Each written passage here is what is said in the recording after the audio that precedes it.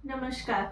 मैं Alka Shukla, the Bihar teacher history makers hashtag TVT मंच के माध्यम से मेरा मोबाइल मेरी शिक्षा के अंतर्गत आज आप सबों के सामने फिर एक नया टॉपिक लेकर के आई हूँ। चलिए देखते हैं आज का टॉपिक।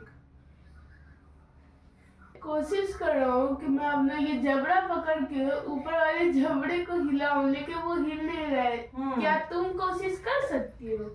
मैं ही नहीं, कोई भी व्यक्ति ऊपरी जबड़े को नहीं हिला सकता है। कभी भी नीचे का जबड़ा, जिसे मैंडिबल कहते हैं, ये हिल सकता है। तो इसको समझने के लिए कि क्यों सिर्फ नीचे का जबड़ा हिलता है, ऊपर का जबड़ा नहीं हिलता है, इसके लिए सबसे पहले हम लोग को संधि को समझना होगा।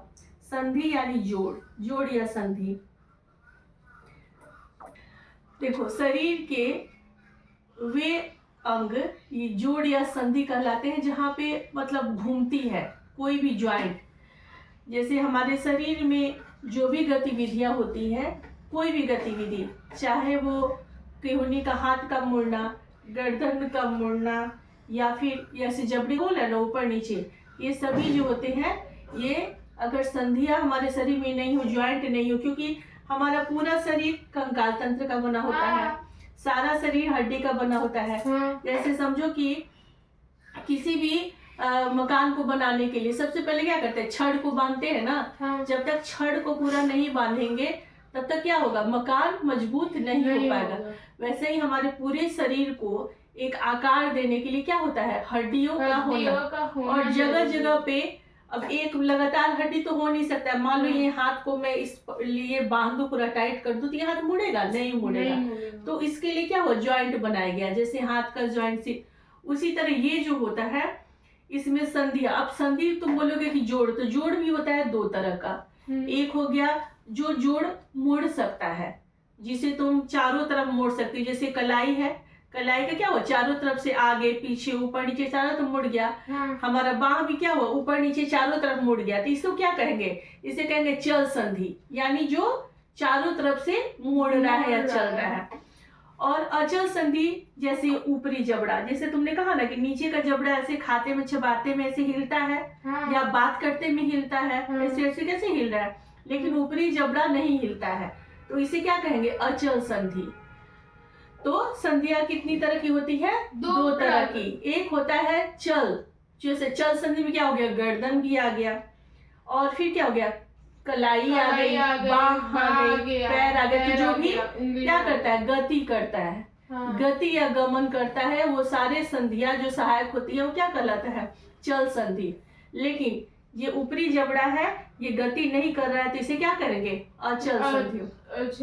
अचल संधि तो ये समझ आ गया कि अचल संधि जो ऊपरी जबड़े से लेकर के और कपाल तक के बीच का जो ज्वाइंट होता है ना, ये ज्वाइंट, ये सब क्या अचल, ये हिल नहीं सकता है, ये फिक्स है।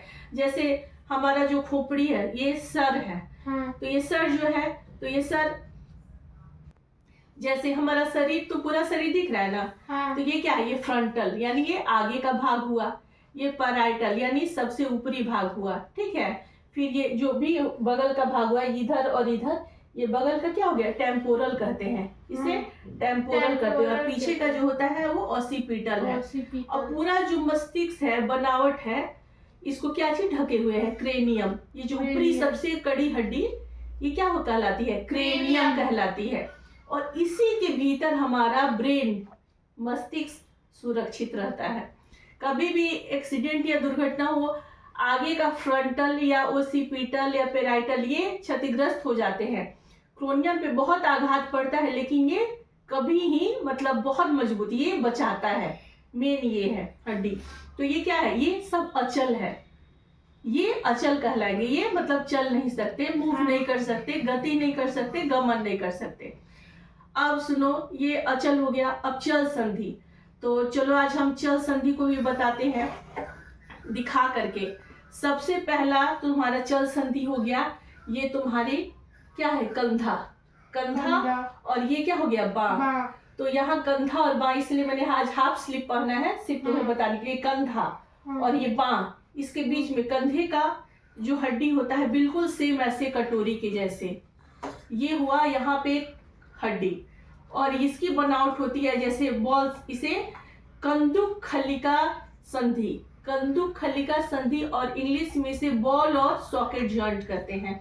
जैसे यहाँ पे रहा बॉल और सॉकेट जॉइंट, ये बॉल मान लो या ये सॉकेट मान लो, तो बिल्कुल ऐसे ये फिक्स रहा।